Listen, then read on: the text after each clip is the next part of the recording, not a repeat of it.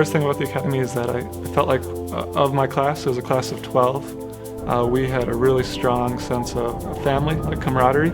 We were all really close, and I really enjoyed hanging out with those guys, and I really appreciate them as friends. The other thing about the Academy is it was pretty challenging. I feel like I was tested, but I feel like I benefited from it.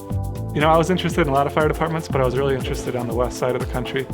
I wanted to work for a fire department that valued fire and EMS. That was pretty important to me. I knew that South Metro ran ambulances out of the firehouses. I knew that firefighters could be cross-staffed as paramedics as well. That was all appealing to me. And then as I got more into it, you know, I learned more about the Denver Metro protocols and the types of skills and the procedures that the paramedics do here. And it really just seemed like a good fit and something that I was interested in.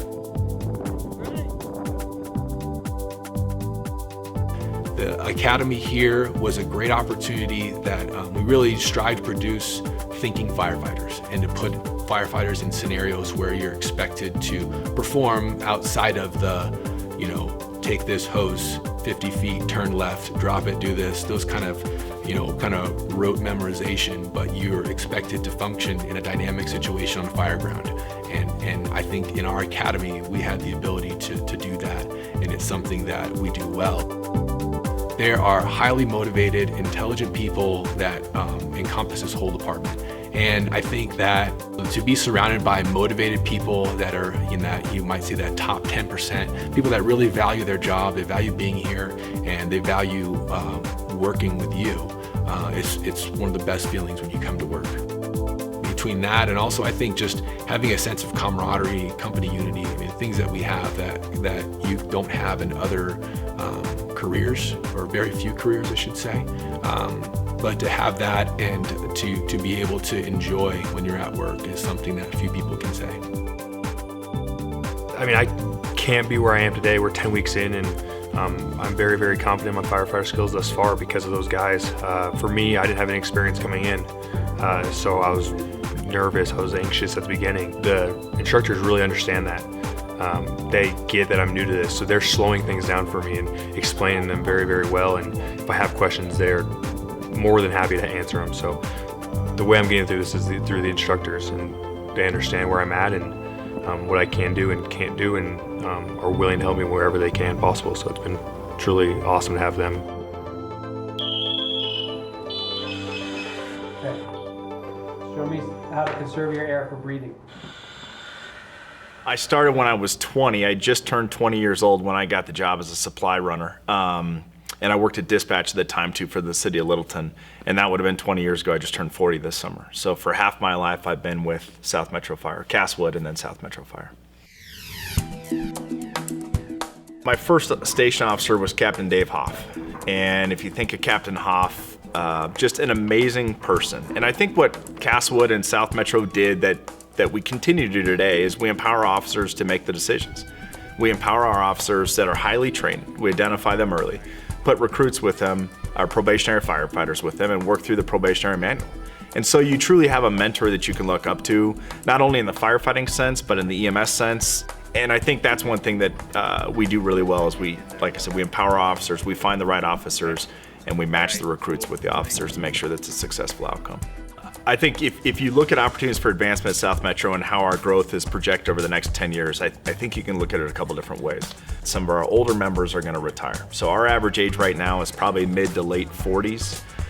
That's going to significantly change in the next few years with this next few hirings that we're going to do. So I think that's factor number one. Factor number two is when you look at our district, there's still a lot of open land for them to build houses. And when I drive the district, every single month it seems like there's a new major project popping up or a new major company coming in. And when those two things combine, that creates growth for our district, which creates not only a financial-based growth, but it creates opportunity to build new firehouses in new neighborhoods, which creates growth through hiring employees and promotions that way. And then I think the third factor we always have to look at is that the size of South Metro today at 176 square miles is not going to be the same as we are in 10 years. In 10 years, we'll have unified with other area fire departments. We're talking about it now. We'll continue to have those talks. It's the right thing to do for the citizens. It's the right thing to do for the taxpayers. There will be continued growth through the department just growing in size. We're very blessed here that we have the budget We have the time to do it, and we have the empowerment from the administration that this is the way you're going to do it.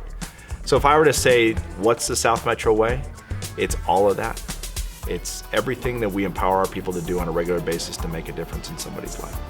It's finding the best employees who are going to treat our citizens with the utmost respect, who are going to perform on the call flawlessly, or if not, they're going to know what they did and how they can improve the next time.